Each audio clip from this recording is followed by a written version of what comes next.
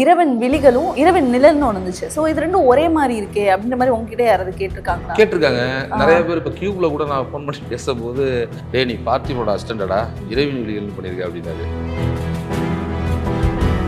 Audio லான்ச்சில் சொல்ல தெரியாமல் என்ன சொல்லிட்டாருன்னா, என்னை ரொம்ப வற்புறுத்தி நடிக்க வச்சாரு அப்படின்னு.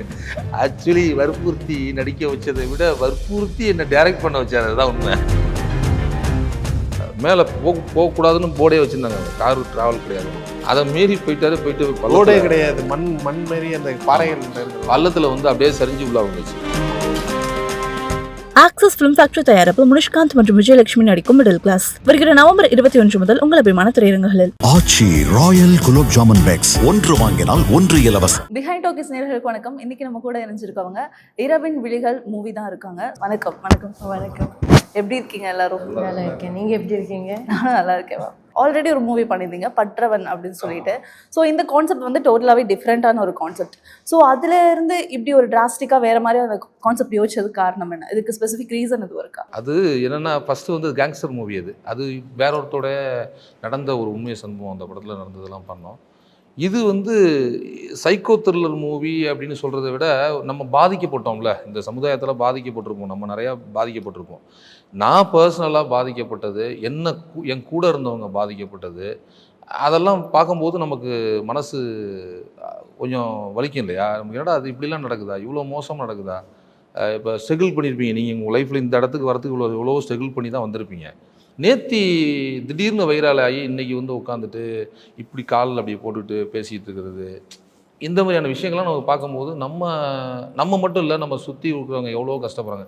இந்த ப்ரொஃபஷனல் இது கிடையாது, எல்லாத்துலேயுமே அவ்வளோ கஷ்டப்படுறாங்க. அவ்வளோ கஷ்டப்பட்டு தான் ஒரு இடத்துக்கு வரத்துக்கு ட்ரை பண்ணுறோம் நம்ம. ஆனால் நேத்தி ஒரு மீடியாங்கிற ஒரு விஷயத்தை கையில் வச்சுட்டு, நேத்தி சொந்த மீடியா கையில் இருக்குது, நம்மள்ட்ட செல்ஃபோன் இருக்குங்கிறதுனால நேத்தி திடீர்னு ஒருத்தன் ஆரம்பித்து இன்றைக்கி ஒருத்தனால வைரல் பண்ண முடியுது தப்பான விஷயத்த. அது எனக்கு வலிச்சுது. அதை எப்படியாவது நம்ம வந்து ஆடியன்ஸை கொண்டு போய் சேர்ப்போம்னு நினச்சேன். அதோட விளைவு தான் அந்த இரவின் விழிகள். சார் ப்ரொடியூசர் சார்னு சொல்லலாம், ஹீரோ சார்னு சொல்லலாம். ஸோ 2 ரோல் பண்ணியிருக்கீங்க, ரொம்ப பெரிய விஷயம் அது. ஸோ சார் வந்து ஸ்டோரி சொல்லும் போது அஸ் அ ஹீரோவை மட்டும் இல்லாமல் ப்ரொடியூசராகவும் நீங்கள் யோசிக்க வேண்டியது இருக்கும். ஸோ எப்படி இருந்துச்சு? முதல்ல பண்ணும்போது நம்ம ஹீரோ சொல்லலை, நம்ம ப்ரொடியூஸ் பண்ணதுக்கு தான் நம்ம பண்ண சொன்னார். அதுக்கப்புறம் 2-3 பேர்கிட்ட ஹீரோ பண்ணுறதுக்காக கேட்டோம்.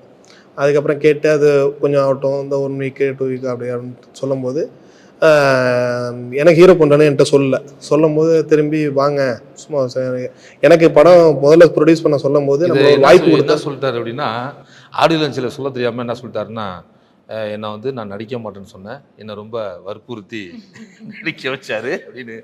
ஆக்சுவலி வற்புறுத்தி நடிக்க வச்சதை விட வற்புறுத்தி என்னை டைரக்ட் பண்ண வச்சாரு, அதுதான் உண்மை. ஏன்டா போட்டோன்னு ஆயிடுச்சு அந்த அளவுக்கு. அதுக்கப்புறம் அப்படியே நமக்கு ஒரு வாய்ப்பு கொடுக்க மாட்டாராங்கிற மாதிரி தான் இருந்துச்சு. அப்புறம் சரி கொடுத்தோன்னே அப்புறம் நிறைய ப்ராக்டிஸ் பண்ணி அதுக்கப்புறம் ரிஹர்சல்லாம் பார்த்து அப்புறம் எடிட்ரு அப்புறம் கேமராமேன்ட்டெல்லாம் இது பண்ணி அதுக்கப்புறம் கொஞ்சம் போணுச்சு அப்படி. ஸோ இந்த மாதிரி சைக்கோ த்ரில்லர் மூவியால் வந்துட்டு டென்ஷன் வந்து க்ரியேட் பண்ணிக்கிட்டே இருக்கும், அப்படியே ஒரு மாதிரி இது அப்படின்ற மாதிரி இருந்துகிட்டே இருக்கும். ஸோ அதில் வந்துட்டு நிறைய ரிஸ்க்குமே இருக்கும் பின்னாடி. ஸோ என்ன மாதிரியான ரிஸ்க்லாம் இருந்துச்சு? இது வந்து நாங்கள் வெள்ளிமலையில் ஷூட் பண்ணோம். வெள்ளிமலைன்னு சொல்லிட்டு ஏற்காடுக்கு மேலே ஷூட் பண்ணோம். அங்கே வந்து காட்டு மிருகங்கள் நிறையா வரும். 4 o'clock மேலே ஷூட்டுக்கு பர்மிஷன் கிடையாது. 4 o'clock 4:30க்கு மேலே ஷூட்டுக்கு பர்மிஷன் கிடையாது. ஏர்லி மார்னிங் வந்து 5 o'clockலாம் நம்ம வந்து போயிடணும், அந்த ஸ்பாட்டில் இருக்கணும். அப்படி இருந்தால் தான் நம்மளால் மேக்ஸிமம் நம்ம நினச்ச ஷூட்டை வந்து கம்ப்ளீட் பண்ண முடியும். அது இன்னொரு விஷயம் என்னென்னா, 5 மணிக்கு நம்ம ரீச் ஆனோம்னா அதுக்கப்புறம் நம்ம ஏறி போக வேண்டிய இடம் ரொம்ப தூரம் இருக்கும். மேக்ஸிமம் ஒரு 1 கிலோமீட்டர் 1.5 கிலோமீட்டர் மேலே நம்ம ட்ராவல் பண்ணோம். கேமராவிலேருந்து தண்ணி கேன்லேருந்து எல்லாத்தையும் நம்ம டீமை வச்சு தூக்கிட்டு தான் போகணும், கையில் தான் தூக்கிட்டு போகணும், ட்ரக் கிடையாது. அப்போ அப்படி வரும்போது பார்த்தீங்கன்னா காலையில் 5 மணிக்கு போகணும்னு சொல்லுவேன். 4 மணி 4:15 நான் ஸ்பாட்டுக்கு போயிடுவேன், 4:30 ஸ்பாட்டுக்கு போயிடுவேன். இவங்கெல்லாம் வெக்கப்பாய் எந்திரிச்சு வரத்துக்கு கொஞ்சம் முன்ன பின்ன ஆகும். நான் அதனால் என்ன பண்ணிடுறது, 3:30க்குன்னு சொல்லிடுறது ஷூட்டு. 3:30 மணிக்கு ஷூட்டு கிளம்புங்கன்னு. 2 நாள் பார்த்தோம், 3 நாள் பார்த்தோம், 3:30 மணிக்கு ஷூட்னு சொல்லிடுறது. நைட்டு 7 மணிக்கு கொண்டாந்து விட்டுறது, இதில் ரெஸ்டாரண்ட்டில் கொண்டாந்து விட்டுறது. திருப்பி காலைல 3:30 மணிக்கு ஷூட்னு சொல்லிடுறது. சொல்லிட்டு போனோம்னாக்கா 5 மணிக்கு கரெக்டாக இருக்கும் பிளானிங்கு. இப்போ போகும்போது என்னென்ன ஸ்ட்ரகிள்னு பார்த்தீங்கன்னா, அது திங்ஸ்லாம் எடுத்துகிட்டு போக முடியாது.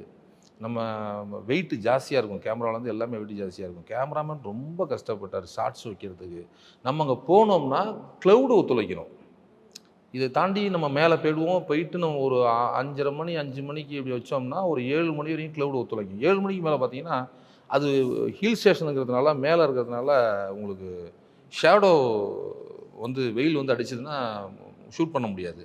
ஏன்னா அது சில இடங்களில் நைட்டாக நம்ம கன்வே பண்ணுற மாதிரியான சூழல் இருந்துச்சு. அப்போ அந்த க்ளவுடு ஒத்துழைக்கும். க்ளவுடுக்காக 2 ஹவர் 3 ஹவர்லாம் நின்றுருக்கும். திடீர்னு மழை வந்துடும். எப்போ வரும்னு சொல்ல முடியாது. வெள்ளிமலையில் திடீர்னு மழை வரும். எப்போ க்ளவுட் இருக்குது, மழை வரப்போகிற மாதிரி இருக்குது, நம்ம பெய்யலான்னு கூட போக முடியாது. திடீர்னு ஒரு மழை, அது சட்டுன்னு டக்குன்னு மூடி டக்குன்னு மழை பெய்யும்.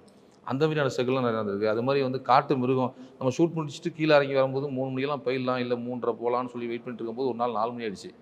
4 மணி ஆயிடுச்சு. பெரிய 2-3 யானை வந்து கீழே தண்ணி குடிச்சிக்கிட்டு இருந்துச்சு. அதுக்கப்புறமா அதை அவங்க சொல்லி இப்போ போகாதீங்கன்னு ஒரு 1/2 கழிச்சு போங்க, காட்டு யானைலாம் கீழே நிற்கிது, கீழே நீங்கள் உங்களால் இறங்கி போக முடியாது சொல்லி நாங்கள் அப்படியே டீம் ஒரு 35 பேருமே அப்படியே மேலே ஹோல்ட் ஆகிட்டோம். இவங்க டீமில் சொன்ன 35 பேர் இருக்கும், அதெல்லாம் ஒன்றும் செய்து நம்ம போனான்னு.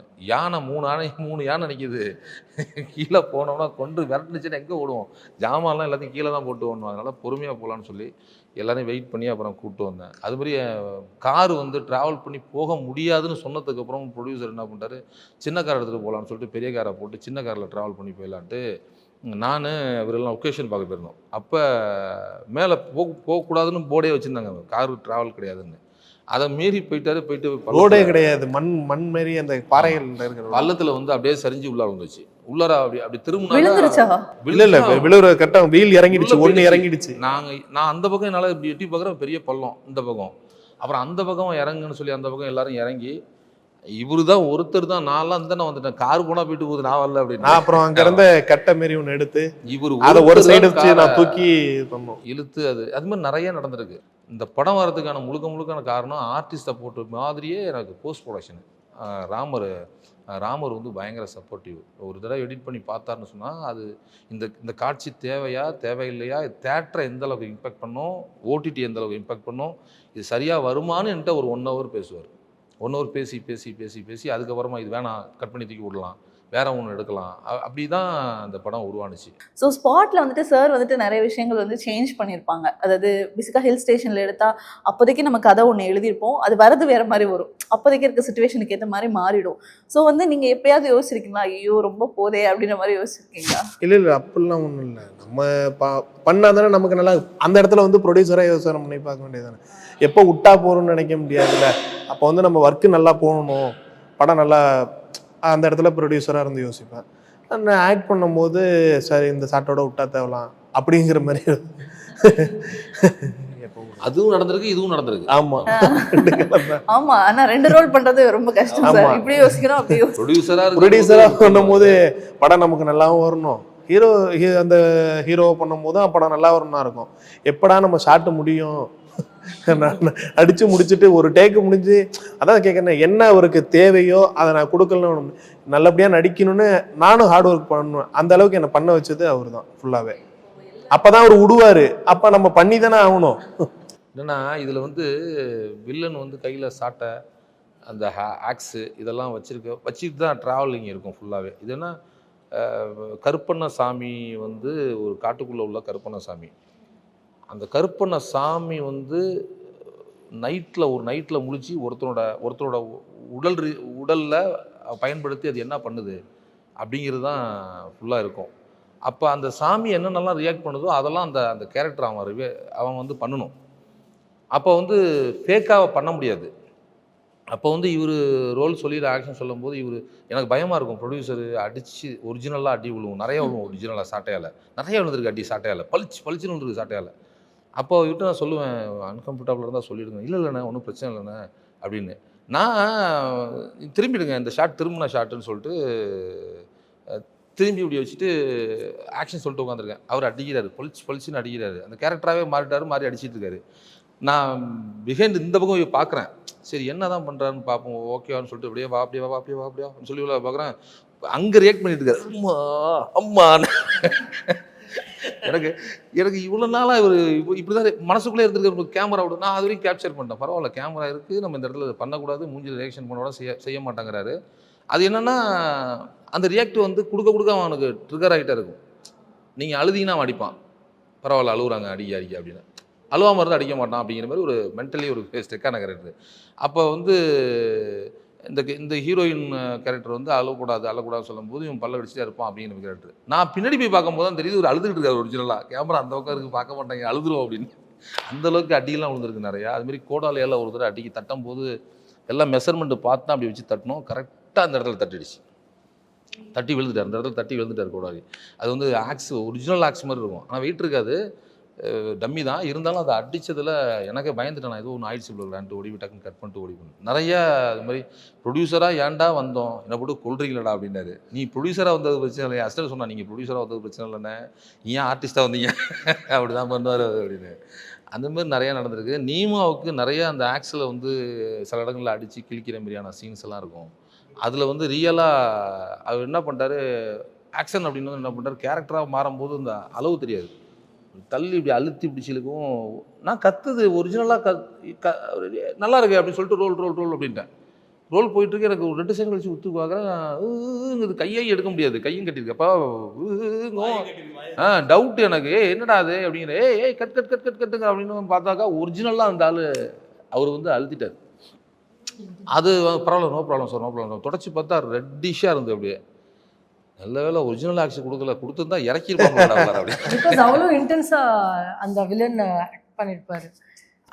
அதெல்லாம் நிறைய விஷயங்கள் வந்து அந்த கேரக்டராக மாறும்போது எனக்கு பிடிக்கும். அந்த கேரக்டராக மாறி பண்ணாங்க. அப்போ கூட எனக்கு இந்த ரெட் டிஷ் ஆகிடுச்சு, இந்த இடத்துல கிழிச்சிருச்சு, எனக்கு கொஞ்சம் ஒரு 10 மினிட்ஸ் வேணும் சார்னு சொல்ல. அது மாதிரி அரைகிற மாதிரி ஒரு சீனு ஒரிஜினலாக அழ ஆரம்பிச்சிட்டாங்க. அவர் ஸ்டாப் நாங்க ஒரிஜினல் அளவும் கூட அவர் ஸ்டாப் பண்ணல. பாஸ்கர் சார், கேமராமேன் சார், வாங்க கேப்சர் பண்ணுங்க, பெட்டர் சூப்பர். எனக்கு என்னன்னா ஆக்சுவலி அழுகுறாங்கன்னு தெரியுது, ஒரிஜினலாக அழுகுறாங்கன்னு தெரியுது. இந்த மையெல்லாம் கரெக்டாக நம்ம அது பண்ண முடியாது, ஆர்டிஃபிஷியலாலாம் அதை பண்ண முடியாது. கரெக்டாக அந்த மையெல்லாம் கலைஞ்சி ஒரிஜினலாக அழுகுறாங்க, தேம்பி அழுகுறாங்கன்னு தெரியுது. கட் சொல்லிட்டேன். அப்படி சொல்லிட்டு சரி விடு, நீமா வா அப்படின்னு சொல்லிட்டு வான்னு சொல்லிட்டு கிட்ட போனேன். தட்டுன்னு அழுது இருந்துச்சு. ரோல் பண்ணி விடுங்க அப்படின்னு. இது பார்த்துருச்சு, இப்போ ரோலா எனக்கு அப்படின்னு. அந்த மாதிரிலாம் நடந்திருக்கு. பட் ஆனால் அது அவ்வளோ சிரமப்பட்டதும் மறுபடியும் ரீஷூட். ஆமாம், பிகாஸ் அந்த லைட்ஸ் எல்லாமே லைட்டிங்லாம் கொஞ்சம் மாறிடுச்சு. எனக்கு இப்போ பார்க்கும்போது மானிட்டரில் பார்க்கும்போது லைட்டிங்லாம் மாறிடுச்சு. மறுபடியும் ரீஷூட், அடுத்த நாள் மறுபடியும் ரீஷூட் பண்ணோம். அதுக்கிட்ட ஒரு 6 ஹவர்ஸ் போய் நீமா திரும்பியும் முதல்ல இருந்தா அப்படிங்கிறது. அதுவும் ரொம்ப பிகாஸ் ரொம்ப அலும் இருக்கு அதில். ஸோ அலும் லாஸ்ட் ஃபுல் ட்ரை ஆயிடுச்சு கண்ணெல்லாமே. படம் ஃபுல்லாக அழுதுகிட்டே தான் இருப்பாங்க, ஓடிக்கிட்டே இருப்பாங்க, ரியலாக ஓடிக்கிட்டே இருப்பாங்க. படம் ஃபுல்லாகவே அந்த காட்டுக்குள்ளே ஓடிக்கிட்டே தான் இருப்பாங்க. அந்த மாதிரி ஒரு பரபரன்னு இருக்கும் படம். பயங்கர ஸ்பீடாக இருக்கும் படம், ஓடிக்கிட்டே இருப்பாங்க. ஆக்சுவலி இந்த படத்துக்கு வந்து பேர் வந்து ரன்னுன்னு வச்சிருக்கணும். ஏற்கனவே வந்ததுனால இரவின் விழிகள்னு வச்சாச்சு. ஆமாம், இரவின் விழிகளும் இரவின் நிழல்னு ஒன்று இருந்துச்சு. ஸோ இது ரெண்டும் ஒரே மாதிரி இருக்கே அப்படின்ற மாதிரி உங்ககிட்ட யாராவது கேட்டிருக்காங்க. நிறைய பேர். இப்போ கியூப்ல கூட நான் ஃபோன் பண்ணி பேசும்போது இரவின் நிழல் வந்து எடிட்டர் ஷோ பார்க்க வரலாமாப்பா அப்படின்னா, சார் இரவின் நிழல் இல்லை சார், இரவின் விழிகள் சார் அப்படின்னா. அதுமாரி சார் வந்து நம்ம உதயகுமார் சார் வந்து பேசும்போது கூட, டே நீ பார்த்திபோட அசிஸ்டண்டடா, இரவின் விழிகள்னு பண்ணியிருக்க அப்படின்னாரு. இந்த தாட்டு எல்லாருக்குமே வரும் தான். பட் அதுக்கும் இதுக்கும் சம்மந்தம் கிடையாது. அது டோட்டலாக அது வேற ஒரு ஜேனர், இது வேற ஒரு ஜேனர். அவர் சொல்ல வந்த விஷயம், கருத்துக்கள் வேற, அதுவும் ஒரு கருத்துள்ள படம் தான். இதுவும் அது மாதிரி இது வேற, டோட்டல் ஜேனர் வேற. இந்த ஒன் நைட்டில் நடக்கிறதுனால நமக்கு இரவுங்கிற வார்த்தை தேவைப்பட்டது. அப்போ அவன் வந்து அவனுக்குள்ள ஒரு ட்ரிகர் வந்து தூங்கிட்டு இருக்க மிருகம் முழிச்சிக்குது. அவன் முழிச்சிருந்து அவன் என்ன பண்ணுறான், அவனா இல்லை வேற ஒருத்தராக மாறி ஒரு நைட்டில் முழிச்சு அந்த முழிக்கிறதுனால என்ன விளைவுகள்லாம் ஏற்படுது, அவனுக்கே பர்சனலாக என்ன விளைவுகள் ஏற்படுது, தவறாக பண்ணுனா அப்படிங்கிறது நம்ம சொல்லணும்னு நினச்சேன். அதனால தான் அந்த இரவின் விழிகள் அந்த கேரக்டர் டிசைன்லேயே நம்ம அந்த பேரை வச்சிடணும் அப்படிங்கிறத தான் வச்சு. Okay sir. ஸோ வந்து எல்லா படத்துலையுமே, ஒவ்வொரு சைக்கோ த்ரில்லர் படத்துலையுமே சைக்கோ வந்து ஒவ்வொரு விதமாக வந்து டிசைன் பண்ணியிருப்பாங்க. ஸோ அவனுக்கு வந்துட்டு ஒரு பேக் ஸ்டோரி, முன்னாடி ஒரு ஸ்டோரி இருந்திருக்கும், அந்த ஸ்டோரி மூலமாக அவன் மாறி அந்த மாதிரி இது பண்ணியிருப்பான். ஸோ இந்த ஸ்டோரியில் சைக்கோ எப்படி நீங்கள் டிசைன் பண்ணியிருக்கீங்க? தனக்கு நடந்த சுய லாபத்துக்காக மாறுற ஒரு ஆள் கிடையாது இந்த சைக்கோ வந்து தனக்கு நடந்த விஷயத்தை தாண்டி இந்த உலகத்தில் நடக்கிறத அப்சர்வ் பண்ணிகிட்டே சலிச்சுக்கிட்டு வாழ்ந்துக்கிட்டு இருந்த ஒருத்தவன். இப்போ உன்னை போல் ஒருவன் படம் எடுத்துக்கிட்டிங்கன்னா, அவர் ட்ரிகராகி தான் அந்த லாஸ்ட்டில் போயிட்டு உட்காந்துட்டு எல்லா விஷயத்தையும் பண்ணுவார்.